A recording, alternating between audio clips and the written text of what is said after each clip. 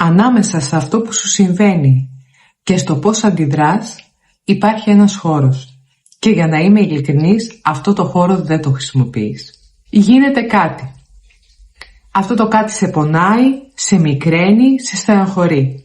Και χωρίς να το σκεφτείς, αυτόματα, πάνω από όλο αυτό που έχει γίνει, βάζεις μία λέξη. Δεν πειράζει, έλα μωρέ, δεν έγινε και τίποτα. Και από εκεί και πέρα παριστάνεις ότι δεν έχει συμβεί τίποτα.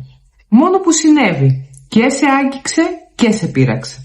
Και εσύ απλά όλο αυτό το περιστατικό το έσβησες με μια μικρή λεξούλα. Πρόσφατα συνέβη κάτι και το είδα και πάνω μου πολύ καθαρά.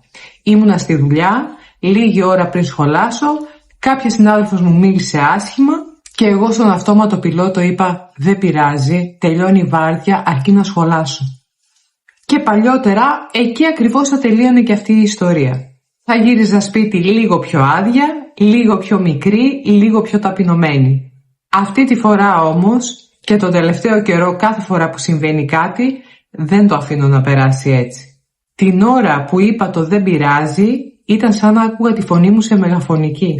Δεν πειράζει. Και μέσα σε ένα δευτερόλεπτο είδα πάρα πολύ καθαρά αυτό που συνέβη. Από τη μία το γεγονός και από την άλλη την αντίδρασή μου. Και εκεί ανάμεσα ένας χώρος. Ένα μικρό κενό όπου θα μπορούσα να πω κάτι άλλο. Αλλά χρόνια ολόκληρα όπως και εσύ και εγώ λέω δεν πειράζει. Η μέθοδος βρες τη λέξη σου γεννήθηκε από το γράψιμο της ζωής μου.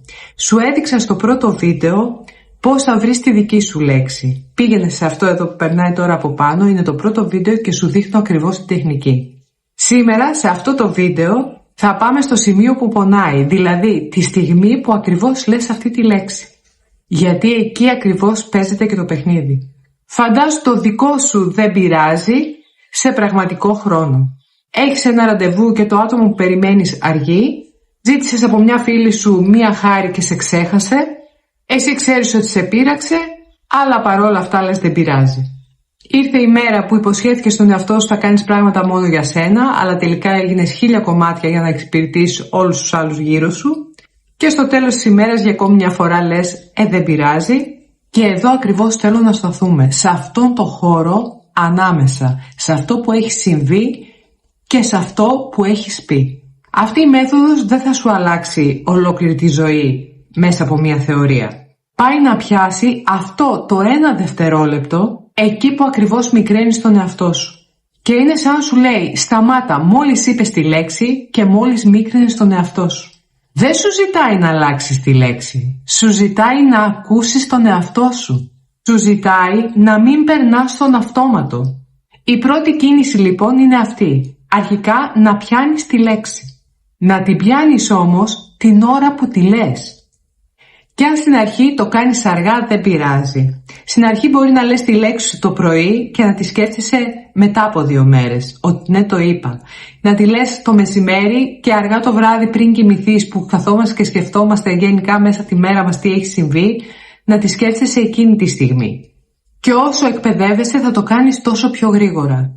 Και εκεί θα καταλάβεις ότι η λέξη αυτή που χρησιμοποιείς είναι το μοτίβο σου. Και από εκεί και μετά ανοίγει η δεύτερη κίνηση. Εκεί που για μένα αυτή η μέθοδος γίνεται πραγματικά εργαλείο. Μέχρι τώρα η πρότασή σου τελείωνε στο δεν πειράζει, στο δεν έγινε και τίποτα και όλα τα σχετικά που είπαμε και πιο πριν. Εγώ τώρα θα σου ζητήσω να κάνεις αυτή την πρόταση λίγο μεγαλύτερη. Όχι εντυπωσιακή. Ειλικρινή. Δεν πειράζει, αλλά. Δεν πειράζει, αλλά για να είμαι ειλικρινής με πείραξε. Εντάξει, δεν έγινε τίποτα, αλλά μέσα μου στεναχωρήθηκα. Δεν το πήρα προσωπικά, αλλά μέσα μου με πείραξε.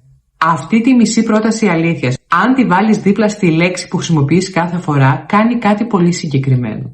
Σπάει το μοτίβο του κάνω τι δεν νιώθω και αφήνει ένα κομμάτι σου να μιλήσει. Δεν χρειάζεται να ακούσει κανείς την υπόλοιπη πρόταση. Μπορείς να την πεις πολύ ωραία και από μέσα σου.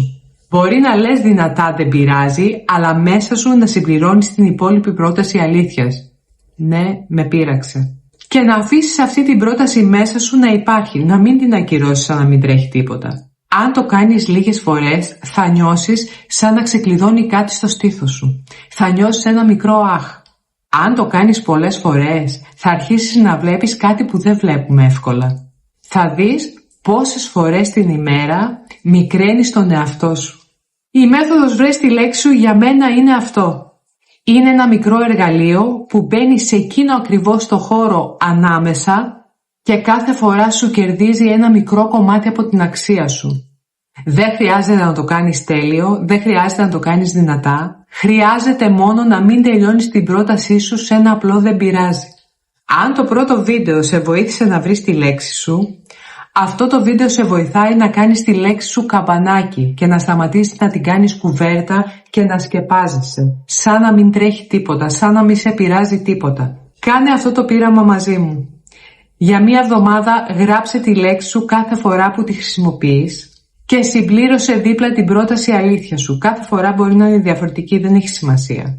Δες τι κρύβεται, δες τι σου βγαίνει.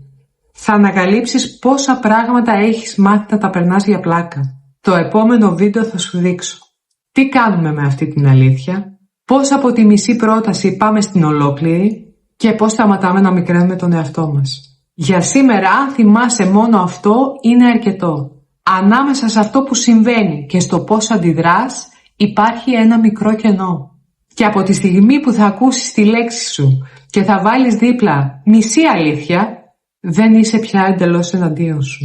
Είσαι λίγο πιο με το μέρος σου. Μέχρι την επόμενη φορά να είσαι καλά.